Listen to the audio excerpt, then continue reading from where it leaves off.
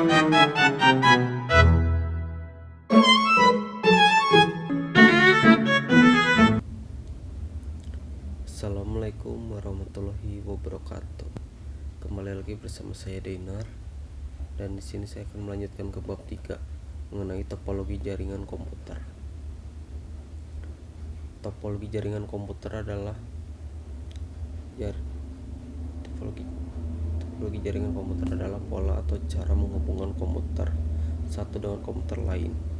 Dalam satu jaringan, pemilihan topologi sangat berpengaruh terhadap kinerja, biaya, kecepatan transfer data, serta pemeliharaan jaringan. Berikut adalah macam-macam topologi jaringan komputer. Yang pertama, topologi bus. Topologi bus menggunakan salah satu jalur utama, backbone, merupakan kabel tunggal yang menghubungkan semua perangkat dalam jaringan. Setiap komputer terhubung langsung ke kabel utama dengan bantuan konektor. Kelebihannya, biaya instalasi relatif murah karena penggunaan kabel sedikit. Lalu instalasi sederhana dan mudah dilakukan, jadi cocok untuk jaringan kecil. Kurangnya, jika kabel utama rusak, seluruh jaringan akan terganggu dan sulit mendeteksi letak kerusakan, dan tidak cocok untuk jaringan besar dengan lalu lintas data tinggi. Contohnya seperti ini. Ada topologi ring. Topologi ring, setiap komputer terhubung ke dua komputer lainnya sehingga membentuk lingkaran ring. Data yang dikirim dalam satu arah searah jarum jam atau berlawanan arah jarum jam. Kelebihannya, transmisi data cukup cepat karena mengalir satu arah, tidak mudah tabrakan data. Lalu semua komputer memiliki kesempatan yang sama untuk mengakses data. Kekurangannya, jika satu komputer atau kabel putus, jaringan bisa lumpuh. Lalu sulit untuk menambah atau mengurangi perangkat. Ketiga, perawatan jaringan lebih rumit. Contohnya seperti ini, dia memutari, saling connect. Lalu ada topologi star. Topologi star menggunakan sebuah perangkat pusat, hub atau switch, yang menjadi penghubung semua komputer. Setiap komputer terhubung langsung ke perangkat utama dengan kabel masing-masing. Kelebihannya, yang pertama, mudah ditambahkan atau dilepas komputer tanpa mengganggu jaringan lain.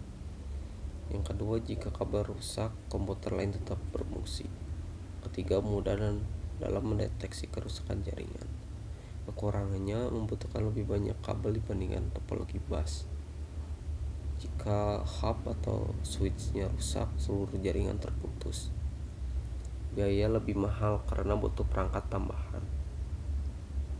Nah, contohnya seperti ini. Jadi semua PC terkonek ke satu, yaitu switch. Lalu ada topologi extended star. Topologi extended star itu pengembangan dari star, jadi itu kayak lebih luas, lebih besar gitu. Beberapa topologi star dihubungkan ke satu sama lain menggunakan perangkat pusat tambahan sehingga membentuk jaringan yang lebih luas. Kelebihannya cocok untuk jaringan skala besar, lalu mudah dikembangkan sesuai kebutuhan, dan jika ada kerusakan pada satu cabang tidak mempengaruhi seluruh jaringan.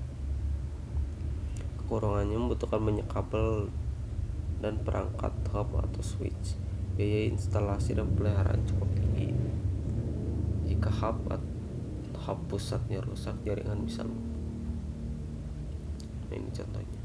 Jadi switch saling terhubung di area yang lebih besar.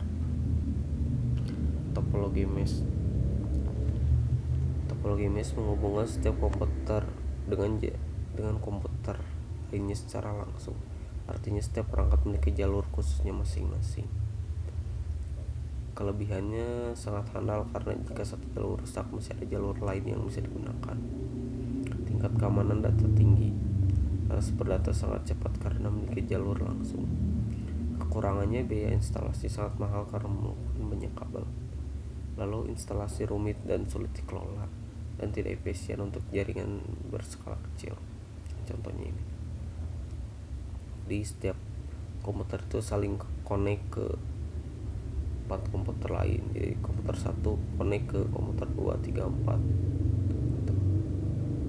Jadi punya jalurnya masing-masing. Lalu ada topologi hierarchical tree.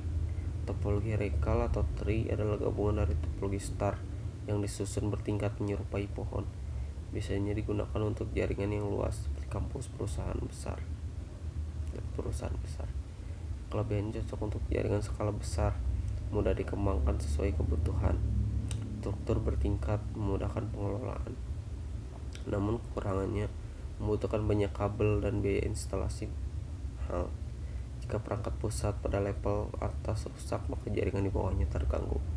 Instalasi dan perawatannya cukup rumit. Contohnya seperti ini. Kesimpulannya, setiap topologi jaringan memiliki kelebihan dan kekurangannya masing-masing. Tidak ada topologi paling sempurna, sehingga pemilihan topologi harus disesuaikan dengan kebutuhan, skala jaringan dan biaya, serta tujuan penggunaannya.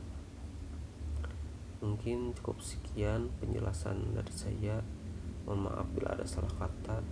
Wassalamualaikum warahmatullahi wabarakatuh.